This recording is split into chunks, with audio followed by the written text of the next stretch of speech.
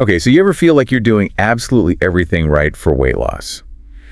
You know, eating every few hours, cutting out all the fat, living on salads. Oh, yeah. Tracking everything, moving constantly. Exactly.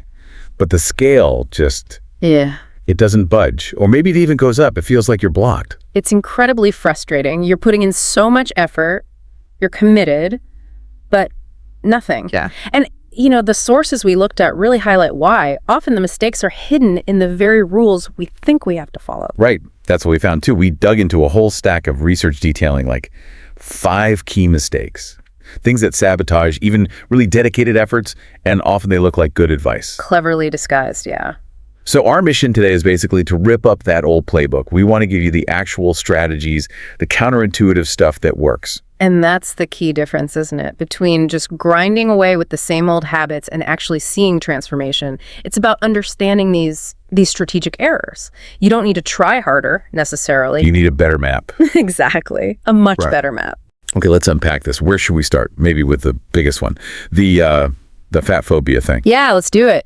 For decades, the message was just cut all fats. Period. Avoid them like the plague. Right. But the research we reviewed, it completely turns that on its head. It shows not all fats are the enemy. In fact, the right fats, they can actually help regulate things. Okay, hold on. Because I know I've been scared of healthy fats for years, like avocado. Yeah. Saw the calories and ran, even if I was hungry an hour later. So if I'm counting calories, doesn't adding high-calorie nuts or seeds kind of work against that? That's a really common question, and it's why looking beyond just the calories is so important. It's about what these fats do. Okay. Healthy fats do, basically 3 key things. Right. First, they help reduce inflammation in the body. Inflammation. I thought that was more about like sore muscles or injuries. Yeah. How does that stop weight loss? It's a huge piece that often gets missed. Chronic inflammation from diet, stress, poor sleep, whatever it makes your body resistant to change, it can mess with insulin sensitivity. Oh. Making it harder for your body to actually tap into fat stores for energy. It's like a metabolic lock. Healthy fats, especially things like omega-3s, they actively help calm that inflammation down. Wow, okay. That's big. And the second thing, you said hormones. Right. Hunger hormones. We're talking ghrelin and leptin mostly. Ghrelin's the go eat signal. Leptin's the, okay, I'm full signal. The famous duo. Healthy fats help slow down ghrelin release and they boost the leptin signal. So you feel satisfied longer and you're not fighting that constant urge to snack. Makes sense. And the third thing? Just sustained satiety. Real fullness that lasts because fats digest slower than carbs. So fewer cravings overall. So instead of fearing fat, we should actually be like strategically using healthy fats. Absolutely. And it doesn't have to be complicated. The sources suggested simple things, sprinkle some chia seeds on your yogurt or carry a small bag of almonds or walnuts for that afternoon slump. Just small planned additions. Your body starts responding differently when it gets those signals. Right. It's giving it the tools it needs.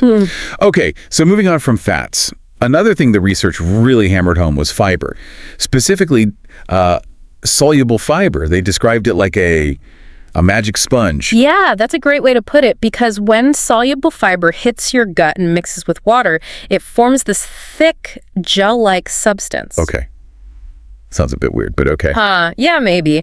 But what it does is it physically slows down digestion. Food just moves through your system more slowly. And the result of slowing things down is much more stable blood sugar. Instead of a quick spike and crash after eating carbs, the sugar gets absorbed gradually. So no energy slump mid-morning. Exactly. And you stay feeling full for longer, often hours longer. Which means fewer cravings, less temptation to graze. It supports weight loss without you feeling constantly deprived. That really is strategic eating. So how do we easily get more of this magic sponge stuff? Well, the sources had a couple of really practical tips. One is super simple. Just mix a spoonful of psyllium husk in water before a meal. It's cheap, easy, very effective. Psyllium husk, okay. Or you make simple swaps. Like instead of white bread, go for whole grain. And maybe top it with something like banana and oats adds even more fiber. That change in fiber content really alters how your body processes those calories. Got it.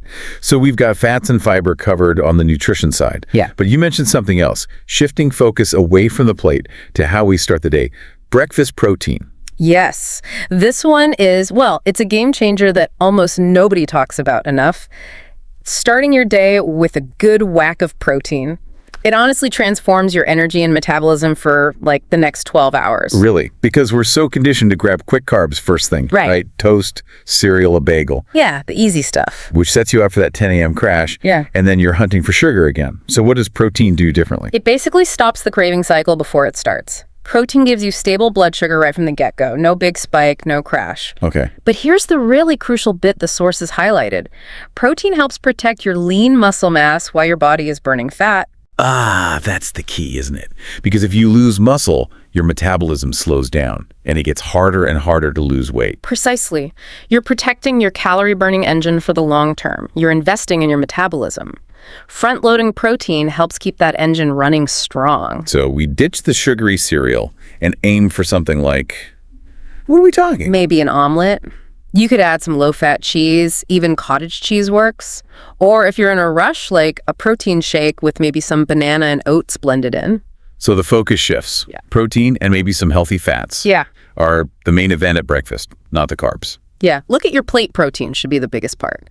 The effect is pretty profound. You feel fuller, genuinely satisfied, and honestly more motivated to still your plan for the rest of the day. Okay, that feeling of being motivated. That leads perfectly into our next bit. This is where it gets really interesting, I think.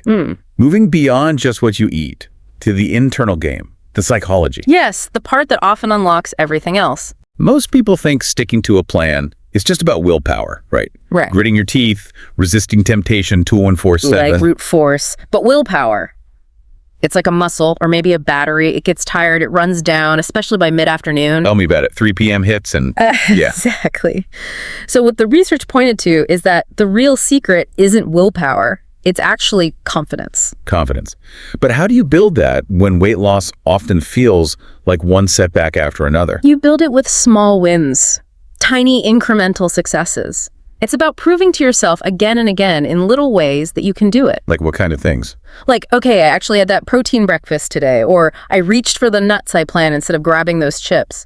Each little success is like a deposit in your confidence bank. I like that analogy. Confidence bank. Yeah. And over time, that accumulated confidence, that's the fuel that keeps you going long after the initial willpower surge fades. That really reframes it. It's not about resisting, it's about building competence. Yeah. But even then, people get derailed by, what do the sources call it? The internal saboteur. That little voice inside. What does that sound like day to day? It's often that all or nothing thinking. You know, oh, I ate one cookie, the whole day is ruined. Might as well eat the box and start again Monday. Yes, that voice. It demands perfection, and when perfection inevitably doesn't happen, it just throws in the towel. It undermines all the progress you have made. And the research actually gave a specific phrase, didn't it? Something to counter that voice. It did. Very simple, but surprisingly powerful. Just the mantra, I deserve to take care of myself. I deserve to take care of myself. Yeah. It sounds basic, maybe, but it shifts the whole frame. It roots the effort in self-worth, not punishment or deprivation. It's not something you have to endure. It's something you're doing for yourself because you deserve it. That changes the energy around it completely. Makes it feel sustainable, not like a battle. Exactly. It activates a different part of your brain, one focused on positive self-care. Okay, which brings us to the final mistake. And this one keeps so many people stuck, trying to do it all alone.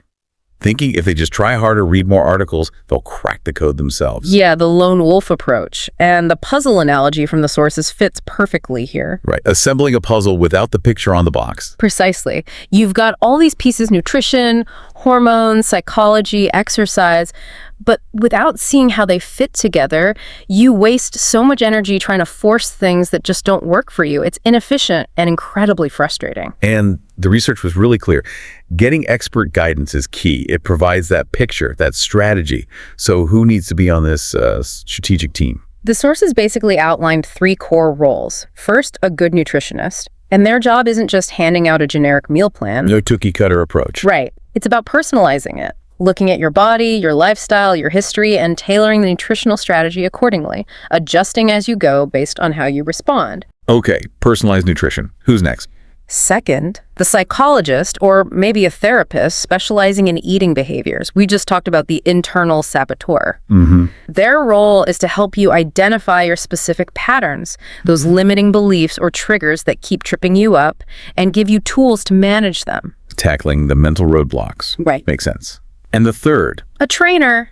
But again, not just someone to yell at you while you do burpees. Right. Someone who understands how to optimize your workouts for your goals, making sure you're getting the best metabolic return for your effort, protecting that crucial muscle mass while burning fat effectively, spending your energy wisely. So when you bring those three pieces together, personalized nutrition, psychological support, optimized training. That's when the effort starts to actually work. It stops feeling like this constant lonely struggle against yourself and becomes a guided strategic process. Okay, so wrapping this all up, what's the big takeaway for someone listening right now? It feels like a major shift in thinking. It really is. The core shift is moving away from just blindly following old, often outdated rules like avoiding all fats or thinking willpower is enough. Right. And moving towards using specific strategic tools. Smart nutrition, like prioritizing that protein and fiber, combined with understanding and managing the psychological side. That combination, that's what makes the difference between staying stuck and actually transforming. You've basically been given the picture for a puzzle you've been trying to solve all this time. Maybe think about it. How many of these hidden mistakes have you accidentally been making thinking you were doing the right thing? For me, understanding that inflammation link, total game changer. And just realizing that is the first step. It's about being strategic, finding what works for your body and mind, not just trying harder at the wrong things. So here's a final thought. If you stop seeing this as punishment and really lean into that idea, I deserve to take care of myself, with just one self-sabotaging habit, maybe fueled by that internal saboteur we talked about, that you're finally ready to let go of this week.